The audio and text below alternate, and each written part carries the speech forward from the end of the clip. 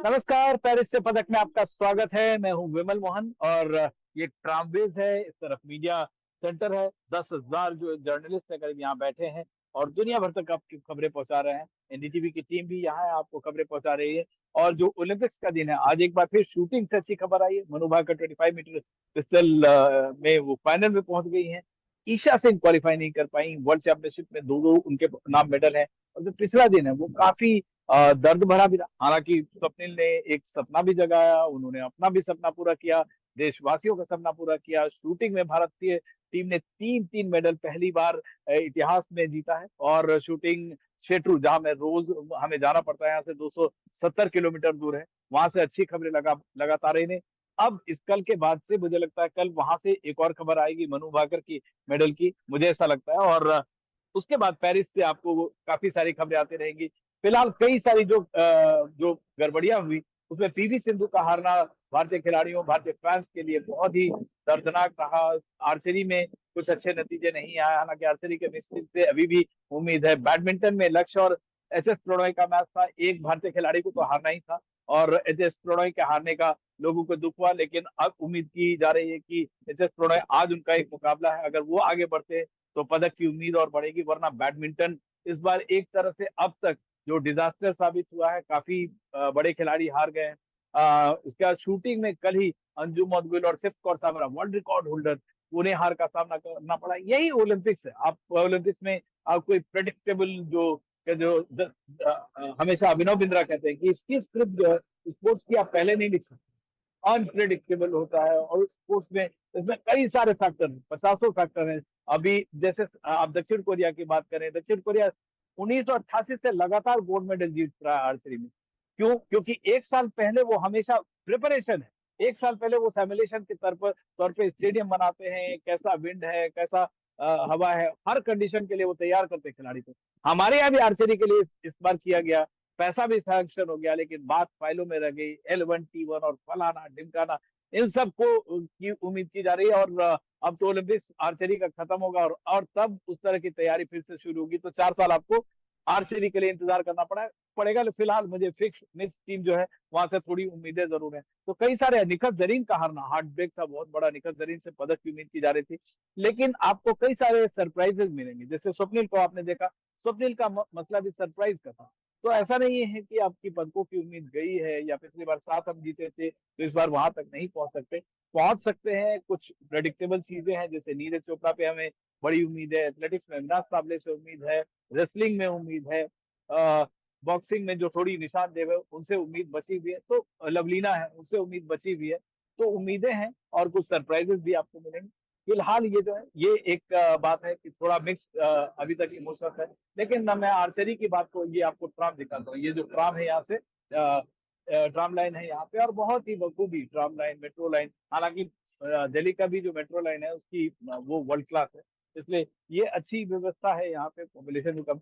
अब जो अगली बात खबर है वो एक और है। यहाँ समरेश जंग से मैंने बातचीत की थी, एनडीटीवी के दर्शकों को उनको लाइव बात करवाया था हमारी कामयाबी पे। समरेश जंग जब यहाँ से लौटे दिल्ली, तो उनको वहां से एक नोटिस आया, जो पहले से उनके पास नोटिस था कि उनका जो घर है वो तोड़ दिया जाएगा अगर वो वहां से नहीं निकले। समरेश जंग खुद कॉमनवेल्थ गेम्स में 6 गोल्ड और सिल्वर जीते थे, चैंपियन ऑफ चैंपियंस कहलाते हैं। इसके अलावा उनकी वाइफ अनुजा जंग जो है वो भी इंटरनेशनल शूटर और कोच है। उनकी जो समरेश जंग है, यहाँ कोच भी थे पिस्टल शूटर और अब लौट गए।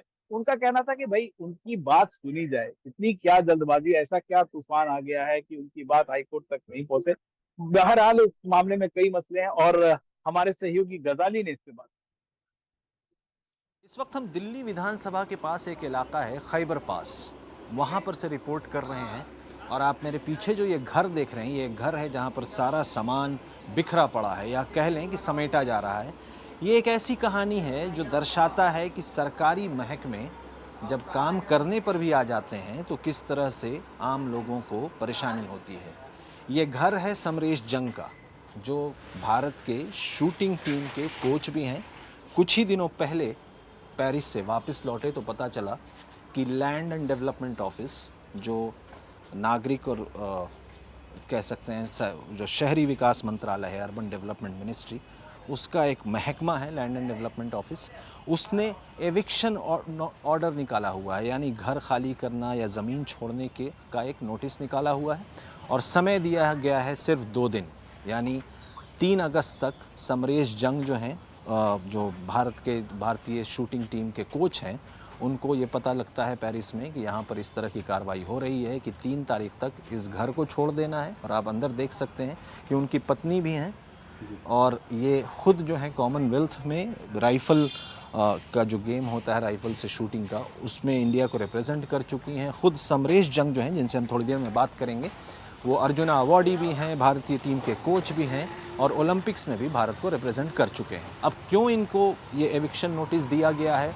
और अब ये कहाँ जाएंगे, सरकार क्या कर रही है, क्या लीगल है क्या इलीगल है, इस मामले में समरेश जी से बात करते हैं। समरेश जी, सबसे पहले ये समझाने की कोशिश करें, ज़मीन किसकी है, मकान किसका है, LNDO केस में क्यों कार्रवाई हो रही है? As far as I know कि ये LNDO का ही ज़मीन है और हम LNDO को पे कर रहे थे, रेंट पे कर रहे टिल 78 में उनका लेटर आया कि हमने ये ज़मीन लीज़ पे दे दी है और आप उनको पे कीजिए, जो भी जो है उनको, तो उनको पे कर रहे थे। उसके बाद हम हाउस टैक्स पे कर रहे थे, सब कर रहे थे। सो अब ये नहीं पता चला कि कब लीज़ ख़त्म हुई, क्या हुआ।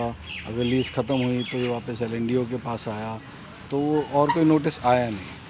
ऑल ऑफ अ सडन एक एरिया में, जो इलाके का एक एरिया, उसमें इन्होंने नोटिस लगाया कि ये हमें तोड़ना है एंड फिर वो आके उसको तोड़ गए। बट तब भी पता करने का किया कि जो इलाका उसमें मेंशन किया गया है वो कौन सा इलाका है, तो उन्होंने, जहाँ तक मुझे पता चला कि उन्होंने कोई इन्फॉर्मेशन नहीं दिया उसका, बस ये बोला कि अगर आपके घर होंगे उसमें तो आपको नोटिस मिलेगा। तो ऐसा कोई नोटिस आया नहीं। जस्ट मैं कल शाम को वापस आया हूँ, मैं घर पहुँचा हूँ तकरीबन 5 बजे, तो 6 बजे एक आए वहाँ पे पुलिस के साथ और PA सिस्टम में सिर्फ अनाउंसमेंट करते हुए चले गए, 15 मिनट में चले गए और यही बोल के गए कि ये 3 तारीख को सुबह 3 बजे हम आके तोड़ेंगे, तो आप इसको खाली कीजिए। सो अब हमें ये नहीं पता कि क्या किया जाए इसका। तो आप जब आए और आप बता रहे थे कि खेल मंत्रालय के भी किसी प्रोग्राम में भी आप गए थे, समारोह में, तो वहाँ पर किसी से बातचीत करने की कोशिश की या इस नोटिस से पहले आप गए थे वहाँ? नहीं, मैं जैसे ही लैंड किया था वैसे ही हमें एयरपोर्ट से सीधा मिनिस्टर के पास गए, वहाँ से मिले, वहाँ से मिल के जब वापस आया, आने के 1 घंटे के बाद ये फिर अनाउंसमेंट बाद में हुई, यानी जब आप पेरिस में थे, जब उतरे, तो उस वक्त आपको गुमान भी नहीं होगा कि ये सब हो रहा है? मुझे इतना आइडिया था कि अड़ोस पड़ोस में करके गए हैं, मतलब कुछ एरिया में तोड़ के गए हैं और उनसे पता किया तो उन लोगों ने ये बोला था कि हम नोटिस देंगे, पर नोटिस आया कोई नहीं। अच्छा, नोटिस कोई नहीं है? कोई नोटिस नहीं आया। सो बेसिकली यही है कि मुझे एरिया में कोई इंटरेस्ट, लैंड में इंटरेस्ट नहीं है। बस ये है कि हम लोग यहाँ पे 75 साल से रह रहे हैं। मेरी दादी आके रही थी बिफोर पार्टीशन, तब से रह रही हैं। तो ये है कि हमारे तीसरी चौथी जनरेशन है यहाँ पे रह रही। तो अभी आपने देखा कि मेरे दादा फ्रीडम फाइटर थे, राइटर थे, उनकी किताबें हैं, मेरी दादी की किताबें हैं, तो तकरीबन 1000 किताबों से ऊपर है हमारे पास। तो अभी हमें, मुझे यही नहीं समझ में आ रहा कि मैं कौन सी किताबें रखूँ, कौन से निकालूँ, क्या एसेंशियल है, क्या छोड़ के जाना पड़ेगा, क्योंकि टाइम नहीं है। सो मेरा रिक्वेस्ट सिर्फ ये था कि हमें टाइम दे दे, तकरीबन 2 महीने का टाइम मिल जाए तो हम आराम से ऑर्डरली तरीके से हम छोड़ सकें इसको। जैसे किताबों का हाल आप बता रहे हैं, वैसा ही हाल तो पुरस्कारों का भी होगा कि आपके खाते में, आपके और आपकी धर्मपत्नी हैं, उनके खातों में इतने अवार्ड आए हैं कि उसमें भी चुनना पड़ रहा होगा।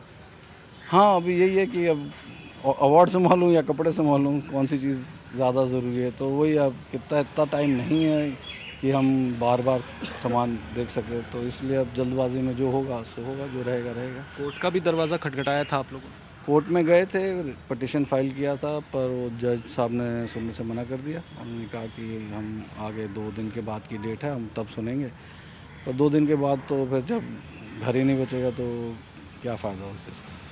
तो आप सुन रहे थे, समरेश जी को बता रहे थे कि काफ़ी कह सकते हैं डिसअपॉइंटेड हैं, मायूस हैं सरकार के इस कदम से। और 2 चीज़ों पे ख़ास ध्यान देना होगा इस खबर में। पहला तो सरकारी महकमा काम करने पे भी आ जाता है तो ऐसा काम कर जाता है कि इनको अगर कहा गया है मकान छोड़ने के लिए तो वो भी 2 दिन का समय दिया गया।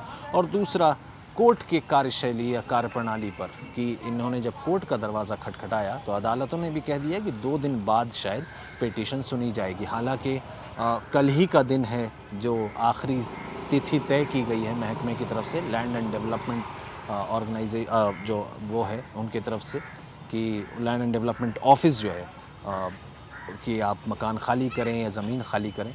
तो अब देखना होगा कि सरकार इस पूरे मामले पे क्या कार्रवाई करती है। लेकिन फ़िलहाल आप देख सकते हैं कि कैसे समरेश जी के घर से एक एक सामान जो है वो अब शिफ्ट हो रहा है। उन्होंने अभी तक किसी दूसरी जगह को चुना नहीं है कहाँ वो जाएंगे, लेकिन फ़िलहाल सामान खाली करने का, या जिसको कहते हैं अंग्रेज़ी में शिफ्टिंग की प्रक्रिया जो है वो चल रही है। नई दिल्ली से अपने कैमरा पर्सन कनन पात्रा के साथ मोहम्मद गजाली, एनडीटीवी इंडिया। बिल्कुल ये अच्छी तस्वीर तो नहीं है, समरेश जंग किस तरीके से खाली कर रहे हैं और शॉर्ट नोटिस पे आप, ये अच्छा मैसेज बिल्कुल नहीं जाता है स्पोर्ट्स के लिए। लेकिन ओलंपिक से आपको स्पोर्ट्स की कई अच्छी कहानियां मिलती हैं। एक टर्की के शूटर की कहानी सोशल मीडिया पे वायरल है, 50 से ज्यादा उम्र, अलग स्टाइल।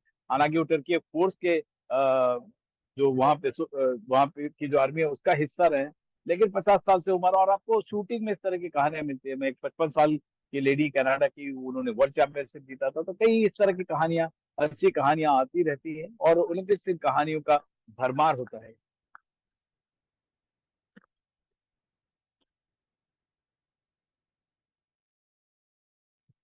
हाँ, और ये जो टर्की के शूटर हैं जो आपको दिख रहे हैं, और इन्होंने, इनका पारिवारिक मसला भी रहा है। और अब देखिए क्या कमाल की शूटिंग की है, मेडल भी जीता है अनोखा इस शूटर में। ये वहाँ पे जीन्स टी शर्ट और स्मार्टली अपना आए। हालांकि जो पिस्टल शूटिंग है वो बच्चों को इसलिए भी अट्रैक्ट करती है खासकर क्योंकि इसमें ड्रेस का कोड उतना नहीं होता है जैसे राइफल शूटिंग में होता है। ये आपको उस तरह का ड्रेस करना पड़ता है। ये शूटर है, इनकी पारिवारिक मसले हैं, सोशल मीडिया पे खबर वायरल भी।